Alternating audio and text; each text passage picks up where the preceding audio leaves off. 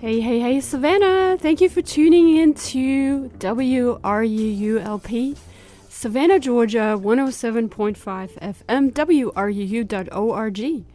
We are Savannah Soundings, community radio with global soul. And my name is Julia M. Spencer, and I do apologize very sincerely for the delay today.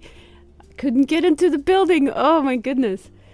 And my show, Real Estate Real Talk, which is on right now, is about anything and everything related to real estate. So I'm really happy I am back. I'm actually, again, freshly flown in from out of the country. This time I did not go to Mexico. This time I went to Colombia. And that is in the South Americas, if you don't know. And of course, I am on this quest to find the best expat communities all over the world for you all. Since this show is about real estate, and it's actually a lot more than just real estate. It's not just mortgages, bankers, being a landlord, how to be a good tenant, but also how to basically master life and your finances. So this is what we're going to be talking about today. I have a couple of pieces of information about what we've learned. I was traveling with a friend that came from Mexico. She's actually German. So the two of us went and checked out a few of the cities in Colombia and tried to integrate with the locals and with, the other expats out there, and just to see what the atmosphere is there. She didn't want to go alone. I didn't want to go alone. And so we decided, let's go together and check it out. It can't be as bad as it was back in Pablo Escobar times back in the 80s and 90s. So got a little bit of information on that for you. But first, we're going to play a little bit of music, because music is what Colombia is also all about. You're listening to WRUULP, Savannah, Georgia, 107.5 FM, WRUU.org, and you're listening to Real Estate Real Talk with myself, Julia M. Spencer. I'll be right back after this. Stay on, don't go anywhere. The Lover's Rock by Sade. There will be no falling in love in Colombia. This is what my friend was told when she bought a ticket to Colombia and asked for a adjustable return date. The Mexican travel agent told her there will be no falling in love in Colombia. It's very difficult, actually. It's very difficult. So let me tell you a little bit about what it was like, because part of my travels is also trying to find different parts of the world where one could retire, possibly, where one's money goes a little bit further than here in the United States, where everything is just getting so expensive. And Colombia was the next on the list. This is one of the reasons we went, but also we are adventurers, or I am an adventurer, and I want to see as much of the world as possible while I still can, while I'm still breathing. And Colombia was fairly close. It's in the north of South America, so it's one of the countries that is one of the first ones that you get to when you get to South America. So you have past Panama. You have on the north of Panama is, of course, Costa Rica, then Nicaragua. But to the south, you have Colombia. And the capital of Colombia is Bogota. This is usually the place that one would fly into from Atlanta. There are direct flights. But we did not stay in Bogota. We did actually go directly to Medellin. I pronounce it correctly. I used to say Medellin, but it's actually Medellin. And so we went there first for a week, and we spent also 1 week in Cartagena, which is an oceanfront type city, while as Medellin is in the mountains. It's actually quite high up. It's 2,500 meters, I believe, which gave me, incidentally, a very strong headache for the first 2 days. Because of the pressure. There's a lower air pressure there. It's a very big city. I believe when we checked it was about 4 million people. I got to check that back again. And of course was back in the 80s and 90s, the capital of the Medellin cartel, ran by Pablo Escobar. This is probably as much as you all know, and I'm being very ignorant here about Colombia because of this Narcos show that was recently on Netflix there. And we spent a whole week there in a part of town called Candelaria. We were told it's a downtown and it's a good area, but actually it was downtown, but it was not a good area. And we were told by taxi drivers of course, that we should not be walking there alone at night. There's a lot of homelessness. Oh, there's 2.569 million people in Medellin that live there. There's a lot of homelessness. There are a lot of beggars, obviously, a lot of very poor people. And the city in general struck us as quite dirty, at least where we stayed. They have a really nice kind of walking zone district downtown, like a pedestrian zone. However, it's lined with streets and vendors from all kinds of areas of South America, not just particularly Colombia. But if you can imagine a shopping district with all cheap Chinese stuff, clothes, shoes, and it wasn't very interesting for us. We did do a couple of tours. We went to outside the city a little bit, which was a lot more beautiful. The streets were in really good shape there, which surprised me because I'm used to going outside the big cities in Mexico and the streets are not in good shape. But not really a whole lot of potholes where we were driving, and the streets were clean, and the villages, of course, were much nicer, much more comfortable. As far as the temperatures and the heat and the weather, it's extremely different. I mean, we get it pretty hot here in Savannah in the summer, and if you are from Florida or further south, maybe Miami or so, you're used to these temperatures, but it's another whole level in South America, and we're very close to the equator there. And it gets hot. It was literally 91 degrees all the time, even at night when there was no sun shining. But during the day, it felt more like anywhere between 105 and 110. It was steaming. I mean, we were so extremely hot. Air conditioning, of course, is available if you're staying in your Airbnb during the day. But you literally, if you walk on the street, you're kind of finding the next store that has a closed door, which you can presume that there's air conditioning in there. If there's not and the door's closed, then you're basically walking into a sauna. And that has happened to us too. So it's extremely hot, extremely uncomfortable, I guess I should say. Of course, when we were staying in Medellin, we were high up in the mountains, so the temperatures are much more comfortable. I'm talking specifically about the second city we went to, which was Cartagena. So we are actually past the half point already because I got on a little bit late here today. So wanted to just, I do have to do the station ID. So you're listening to WRUULP, Savannah, Georgia, 107.5 FM, WRUU.org. We are Savannah Soundings, community radio with global soul. We have a couple of announcements, and I'll be right back after this with travel adventures from Colombia, freshly flown in last night from Cartagena. I'll be right back after this. Stay on, don't go anywhere. Get your music played on the radio. Yes, you heard that right. Get your music played on the radio. We here at WRUU 107.5 FM are looking for quality local music. Share your talents for the city of Savannah to enjoy. All you have to do is submit your songs to music at WRUU.org. That's music at WRUU.org. The only thing we ask of you is no explicit lyrics or content. So don't wait. WRUU in Savannah is excited to hear you. Tune in to Way Left of the Dial every Monday afternoon here on WRUU from 4 to 6 p.m. for Music with an Edge with Tom. It's Way Left of the Dial every Monday afternoon from 4 to 6 p.m. here on WRUULP 107.5 FM. You're listening to WRUU, your local radio station, for people just like you, hosted by people from your community. The voices you hear are your neighbors, coworkers, and others from the Savannah and Lowcountry area. In other words, WRUU is your community radio station. Please help us by donating whatever you can to help your neighbors and friends stay on the air. Go to WRUU.org and support your local radio station. Any amount is welcomed. Thank you for your support of WRUU. You are listening to WRUU, community radio with a global soul, not commercial radio.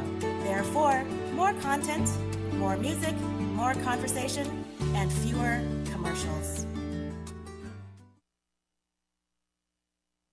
Art Southeast and Sulphur Studios are sponsoring an Art Talk and Walk, Acquisition by Rebecca Brazel on Wednesday, May 22nd from 6 to 8 p.m.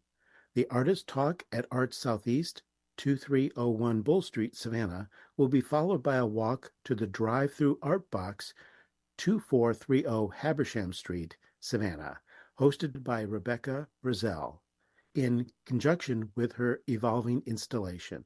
More information can be found at artssoutheast.org/calendar. And I'm back with WRULP Savannah, Georgia, 107.5 FM here with Real Estate Real Talk. My name is Julia M. Spencer. Thank you for tuning in. And we are talking today about my recent trip to Colombia and some of the things that we learned there. One of the main things that we learned, I asked my son actually last night, what do you think the major export is of Colombia? And the first thing he said is cocaine. And he was actually partially right, because it's actually the second biggest export of Colombia, but the first is oil. So apparently there's a lot of oil reserves in Colombia, a big industry there. Another thing that Colombia is very much well known for is they have the finest supply, and this is where most of the mining happens for emeralds. Emeralds are some of the finest coming from Colombia. 80 to 90% of the emeralds in the whole world come from Colombia. And if you don't know what those are the really precious stones that are green. We ended up buying a few. My friend and I brought a bracelet, and my friend got a ring for herself with emeralds. So we were very glad that we were able to shop for that there. And we had obviously a really good time shopping. There's a lot of shopping going on this trip, obviously. And another thing that's a very big, sadly, in the industry there is sex tourism. So we did see many, many prostitutes in both places that we went, Medellin and Cartagena. There has been incidents where foreigners, specifically where a American man came from the United States and was soliciting services from underage girls. Even though he was caught, he was not prosecuted because he was able to escape back to the United States. There was no extradition of him back to Colombia, so a lot of people are really denouncing this kind of practice over there right now, so they're being very watchful what happens on the street, and it's very much frowned upon to come there for sex tourism for underage children. But we did see, unfortunately, much prostitution, a lot of prostitution. And this is pretty much everywhere we went, whether it was a nice part of town or it was kind of a questionable part of town. The sad thing about Medellin, what we learned, is that there was a lot of history that was destroyed. A lot of the city is built up from pretty much like from the 70s, the 80s. A lot of the buildings are from that time frame. There's about 24 or 25 colonial buildings that still exist in Medellin. Those are the only buildings that we were able to see, and a few thereof. And other than that, the small little villages and cultural heritage was pretty much destroyed to make way for big skyscrapers and big buildings, new development complexes, which was very unfortunate. However, the government of Colombia has been making moves to preserve what is left, and they have actually small villages built on the outskirts of the city that are supposed to represent what the villages looked like back in the day. And that's basically, with a little town square with a fountain, maybe definitely always a church, and of course the very traditional, very typical buildings with the balconies on the outside. There's a lot of pictures of that I'm going to add to this particular show. This show actually, by the way, is recorded. We will be posting it on YouTube, and I will add some of the picture material that I have from there. A lot of you will ask me one thing, and I will get to the expats that I spoke to here in a minute, but a lot of you will likely ask me one thing is this a good place to retire? Because is it safe? Is it dangerous? So my impression was that Colombia was not any safer or more dangerous than Mexico. Of course, I've only been there one time, so there's only so much I can say about this. For sure, there's still drug trafficking going on. There's still cartels. All in all, the cities have become a lot more safe. We did learn that military service or service for the government, as in the police or so, is mandatory for the younger generation. So if you are out of the high school, for example, you have to serve 18 months. in a military or police capacity, and then you will be able to have access to the university system. Some of the universities are very expensive, so this is something that a lot of young people really strive for, to complete their service to the country and then can go to their studies onward. So when we saw police, we saw a lot of young, very young people in police uniform walking around patrolling the streets, into the point where I even pointed out to my friend that these are kids. Like, they're in police uniform, obviously, but they look like kids. But there was a big police presence everywhere we went, Medellin as well as Cartagena. And these are, of course, not the kind of police that you see in Mexico with the trucks and the grenade launchers mounted on the back, the National Guard or anything like that. These are, most of the time they would travel in groups. They would have the beating sticks as their weapons, and then there would be one or two people that actually had guns as well. So this was very, very interesting for us to see. All in all, as far as costs, it's much more affordable. The vacation, these 2 weeks that we were there, we didn't spend a whole lot of money, which was really good. I love getting the coffees on the side corner of the street, little shops that open up in a hole in the wall, and you can just get your little cup of tinto, which is called tinto, a very weak sort of coffee that's not as hair-raising as some of the coffee that we get here at Starbucks, for example, but basically a very weak version of a coffee. You can order it with cream or with leche, and you can basically drink that all day long because it's not going to make you all nervous and jittery. And we would sit in these little small shops and enjoy the unfolding city scene in front of us as we would zip it.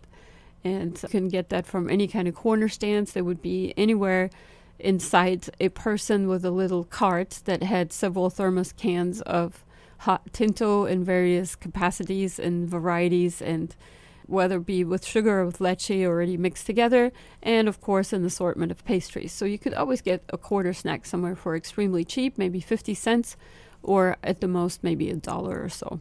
Really, really enjoyed that part of it.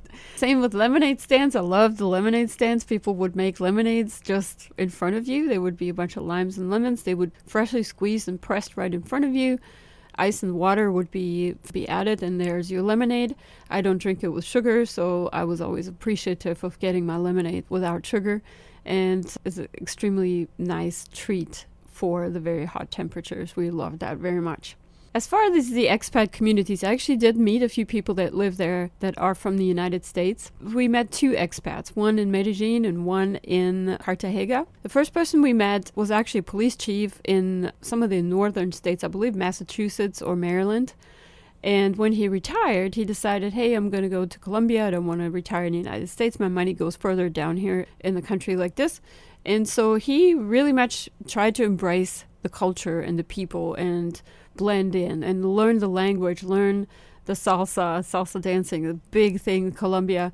I don't know how to learn salsa, but anywhere and everywhere you walk, people will be having no problem whatsoever to teach you the basic steps, and dancing partners all over the place as well. So this is not a problem. If you will go to this country, you will know how to dance salsa if you don't know already. So that was really nice. But overall, after a little bit of a get-to-know period, people seem to be very nice, very simple, not complicated, not difficult, and genuinely trying to help you around, even if you would just ask random people in the street for directions or where one can find a bathroom or something similar, or maybe a place that you're looking for, a store or a restaurant or something like that. People extremely nice, extremely helpful. And the expat that we spoke to, this ex-police chief, was very appreciative of all of that culture and just the people in general. One thing to know about Colombia that I did not expect, I kind of was a very ignorant American going down there 2 weeks ago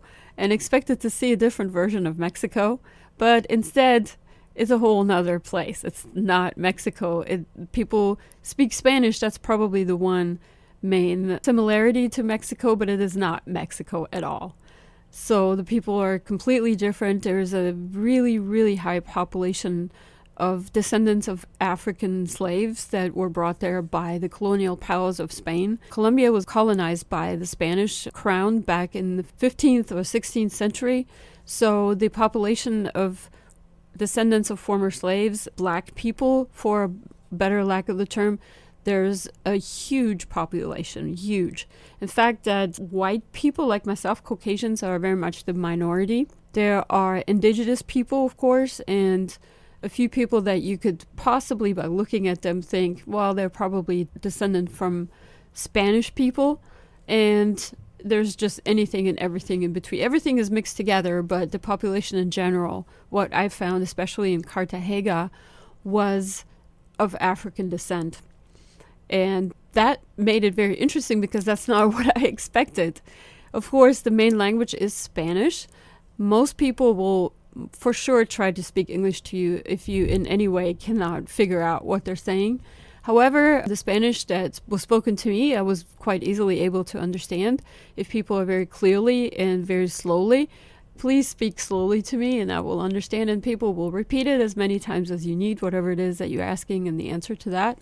So my Spanish very much advanced by leaps and bounds in the last 2 weeks. That was a very nice thing. Going back to my police chief person that I've met there, which was a friend of a friend, extremely nice, very open, did say that it was so nice to live in the country because people, once you start to integrate, once you start eating at the same restaurants as the locals, once you start using the same grocery stores or talking to the same vendors on the street, or maybe even going as far as wearing clothing from Colombian designers or Colombian made clothing and really, really integrate, that you will have a much better time than being separate in your little expat communities.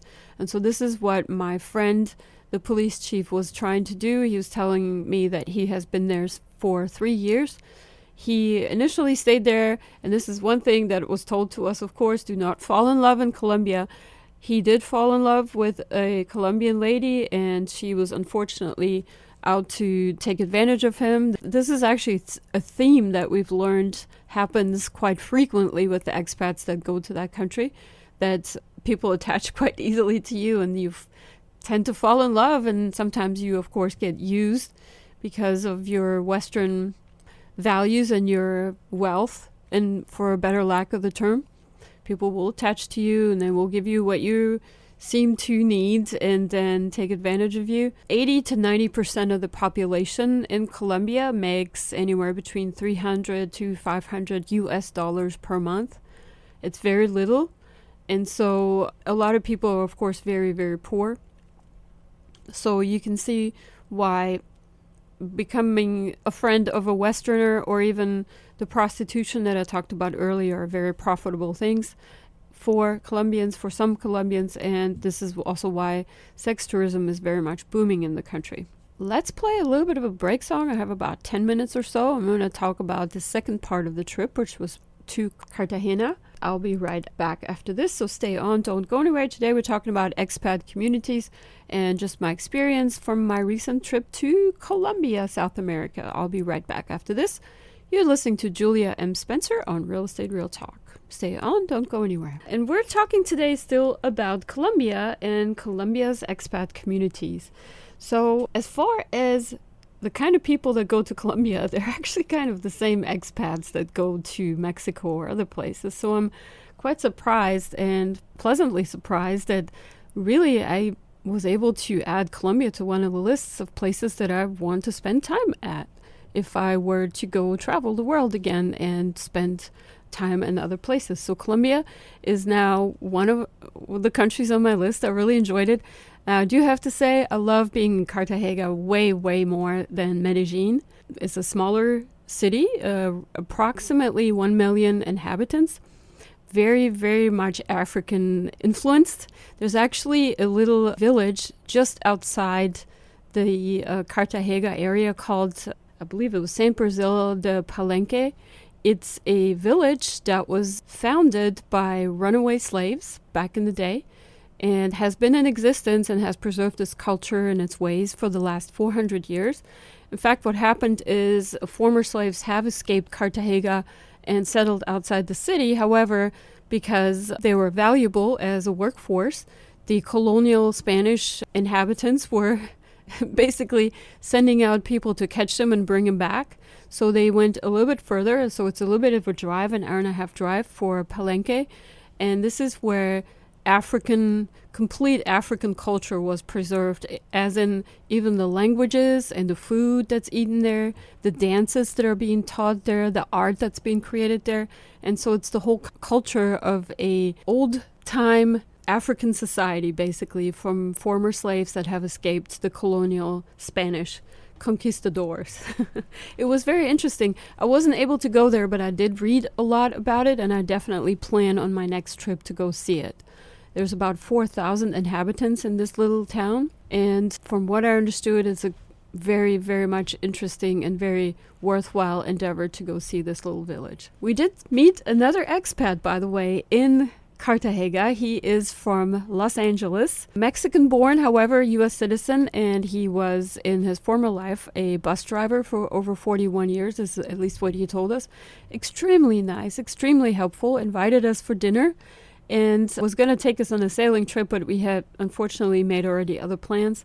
It was really nice to see his perspective. His reason for coming to Colombia again was he met a Colombian woman and fell in love.